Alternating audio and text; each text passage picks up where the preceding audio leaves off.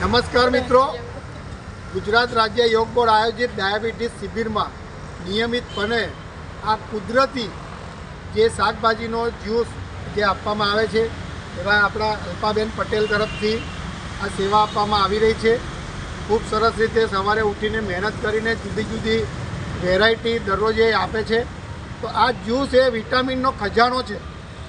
આ જ્યુસ તમે જો પીશો તો કોઈ ગોળી ખાવાની જરૂર નહીં પડે અને તમારા શરીરમાં એ વિટામિન્સ તો મળશે જ, પણ તમને કબજિયાતનો નિકાલ કરવામાં ખૂબ જ મદદરૂપ થશે. તો જરૂરથી દરરોજ તમારે આ જ્યુસ પીવો જોઈએ.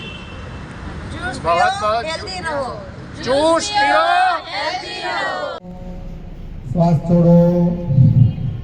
તમને કાઉન્ટ આપીશું એટલે 16, 17, 18, 19, 20, 1, 2, 3, 4, 5, 6, 7, 8, 9. એમાં આઈસ્ક્રીમ ખાઓ તો એને બોડીને ડાયજેસ્ટ કરવા માટે કેટલી કેલરી વાપરવી પડશે? આપણે રૂટીનમાં 1800 થી 2800 કેલરીનો ઇન્ટેક કરીએ છીએ.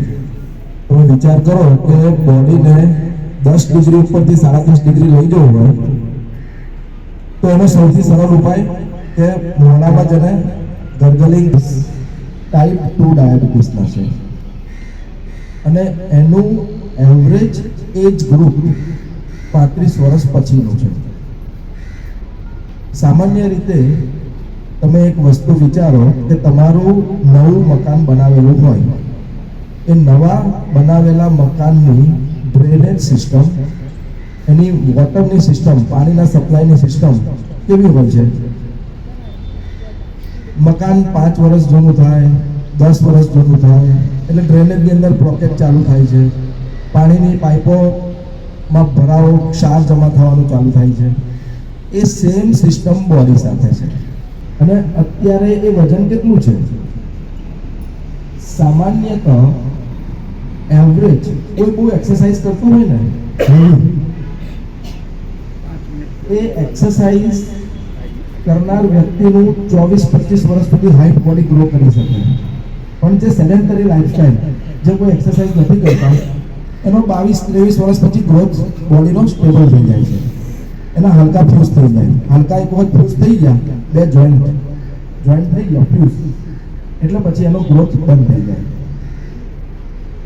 હવે 25 વર્ષ સુધી આપણે જાણીએ છીએ કે મોટાભાગે કોઈ બીમારી નથી થતી. 25 વર્ષ પછી મેરેજ થાય, એકેડેમિક, પછી તમે પ્રોફેશનલ લાઈફમાં આવો. આપણી ઇન્ડિયન કલ્ચર જે છે, સામાજિક વ્યવસ્થા, એના પ્રમાણે 25 થી 40 વર્ષનો ફેઝ એવો છે કે તમે જિંદગીના બધા જ સ્ટ્રેસ લઈ લો છો. તમને કોઈ બીમારી જો આવવાની હશે ને તો આ પીરિયડમાં એવરેજ આવી જશે. જો તમે આટલી પીરિયડ 25 થી 40 વર્ષનો પીરિયડ તમે બીમારી વગર કાઢી નાખ્યો તો લગભગ 90% ચાન્સીસ એવા છે કે તમે હવે આગળ કોઈ બીમારી નહીં થાય. તો શરીરની સાથે પરિવાર, આપણો વ્યવસાય, એ બધાનું બેલેન્સ કરવાનું અને એની સાથે સાથે તમારે નિરોગી રહી અને આ ઉંમરને કાઢી નાખવાની. હવે ડાયાબિટીસ બીમારીને સમજવા માટે આપણો ડાયાબિટીસ પ્રત્યે એપ્રોચ શું હોય છે? 3 કાણા છે માટલાની અંદર, 3 કાણા છે. જો તમે કોઈ 2 કાણા ભરશો ને તો પણ એમાં પાણી નહીં ભરી શકો. તમારે આ 3 કાણાને સાથે ભરવા પડે. તમારી પાસે ઓપ્શન શું છે કે ડાયટના તમે 60% નથી કરી શકતા. કોઈ એવું કહે છે કે મારાથી ડાયટ થતું જ નથી. તો તમારાથી એ 60% જો નથી થઈ શકતા તો એ ડાયટના, તમે એવું કહો છો કે મારાથી ખાલી 20% ડાયટ થશે, તો એ બાકીના 40% વધ્યા એ તમારે ક્યાં લઈ જવા છે? એક્સરસાઇઝમાં લઈ જવા છે કે ડાયટમાં, મેડિસિનમાં લઈ જવા છે?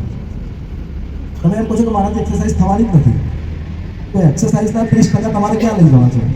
ડાયટમાં લઈ જવા છે તો પછી મેડિસિનમાં લઈ જવા છે.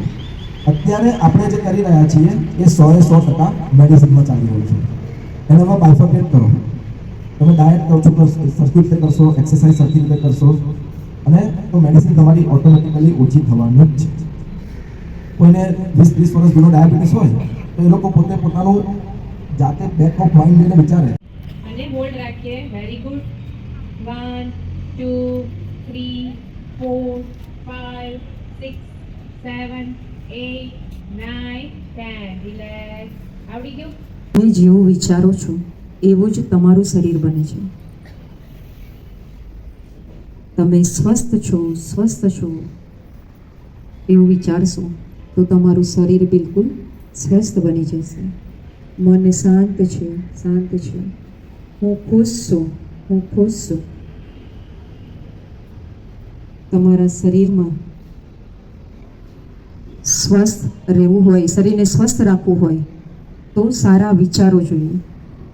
સ્વસ્થ વિચારો, મન બિલકુલ શાંત અને ખુશ રહેશે.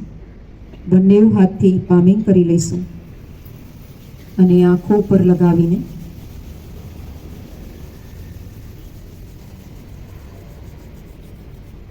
આગળનું સેશન પૂનમ મહેતા લેશે. ફીલ કરો કે તમે જે પ્રાણાયામ કરો છો, breathe in breathe out proper થાય છે. પૂરક અને રેચક જ પહેલાં કરીશું. આંખો બંધ, મન શાંત અને તમારું ધ્યાન તમારા બ્રીથ ઇન બ્રીથ આઉટ પર कॉन्सेंट्रेशन करसो, फील करसो तो बहुत मजा आती है. तो अपन भी अपनी मस्ती में क्यों नहीं डांस करें. अपन अभी जवान है, ये सोचना है, सब स्टैंडिंग पोजीशन में आ जाएंगे.